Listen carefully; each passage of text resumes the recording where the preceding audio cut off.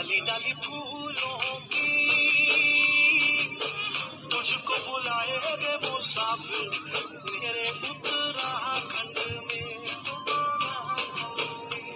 राजीव जी, आप थोड़ा सा अपने बताइए कि जो डॉक्टर रजनी ने बताया है कि सही जानकारी नहीं है, बता सकते हैं, तो थोड़ा सा बताइए कि वहाँ पे क्या समस्या है जिसको डॉक्टर रजनी उसके बारे में आपको समाधान बताएंगी। जी मैम, जैसे हम बात कर रहे थे मैम कि वही 3 प्रकार की हमारे यहाँ जो बेसिकली दिखाई देती है, जो 3 कैटेगराइजेशन है मनस्थिति के। एक उस व्यक्ति के जो कि कोरोना पॉजिटिव है, हॉस्पिटलाइज है और उसके बगल के बेड से व्यक्ति सुबह डेड बॉडी के रूप में उठाया जा रहा है। हमारा प्रश्न ये है कि उसकी क्या मनस्थिति रही होगी और उसमें क्या विकार उत्पन्न होने की संभावनाएं है ऐसी कंडीशन में, और उसे क्या करना चाहिए। सबसे पहले हर एक को ये याद करना है कि कोरोना की स्थिति में ही मौत नहीं होती है। बहुत बार बहुत सी बीमारियों के लिए आपको आईसीयू में भर्ती होना पड़ता है। कभी आप आईसीयू में सिर्फ एक इंजेक्शन के लिए भी भर्ती होते हैं या किसी ट्रीटमेंट में, और आसपास के मरीज की डेथ हो सकती है। तो इससे एक जो भय है उसको दूर करना है। स्वाभाविक है कि इसको देख के, अपने घर में भी कोई मृत्यु देख के, कहीं भी कोई ज्यादा मौत देखे, आज अर्थक्वेक आ जाए और आप ज्यादा मौत देख जाए। भोपाल में जब गैस डिजास्टर हुआ था, कोई भी आपदा आ जाए तो बहुत सी मौतें होती हैं, पर इससे डरेंगे तो फिर बहुत मुश्किल है। तो सबसे पहले फैक्ट्स बताने चाहिए मरीज को। फैक्ट एंड फेयर हम लोग कहते हैं, फैक्ट से ही फेयर दूर होता है।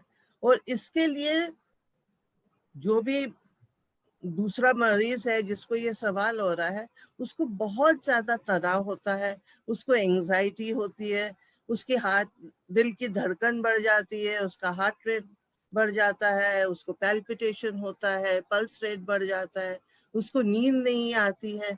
तो इस सब के लिए एक बहुत अच्छी काउंसलिंग की जरूरत होती है, बहुत अच्छा समझाने की जरूरत होती है। सबसे पहले तो उसको ये बताना है कि कोई ना कोई उसके साथ है।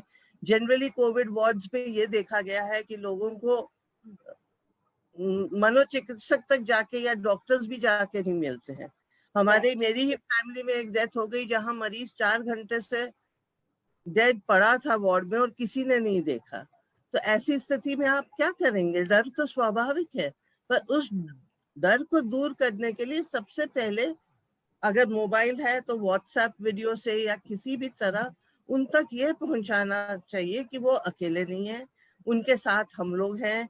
डॉक्टर, नर्सेस, सारे हेल्थ कर्मी, पूरा सरकार, पूरी सब लोग उनका ध्यान रखने की कोशिश कर रहे हैं। और ये जरूरी नहीं है कि एक की डेथ होए तो दूसरी की भी डेथ होएगी। जी doctor Rajni, thank you.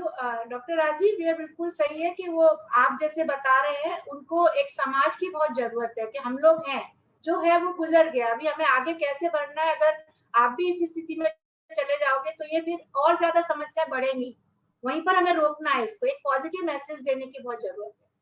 So please second, मैं आपको उदाहरण देना चाहूंगी कि एम्स के अंदर जो वार्ड है उसमें ऐसी ही सिचुएशन में क्या करना पड़ा कि मरीज के जो रिश्तेदार है उनको भी हमने पूरी कोविड की जो किट है, पीपीई किट पहना के मरीज तक पहुंचाया। उनको पूरा सिखाया कि कैसे दूरी मेंटेन करनी, क्या उनको साथ में अंदर पहुंचाया ताकि वो अपने फैमिली मेंबर से शेयरिंग करें। उससे बहुत ज्यादा फर्क पड़ा।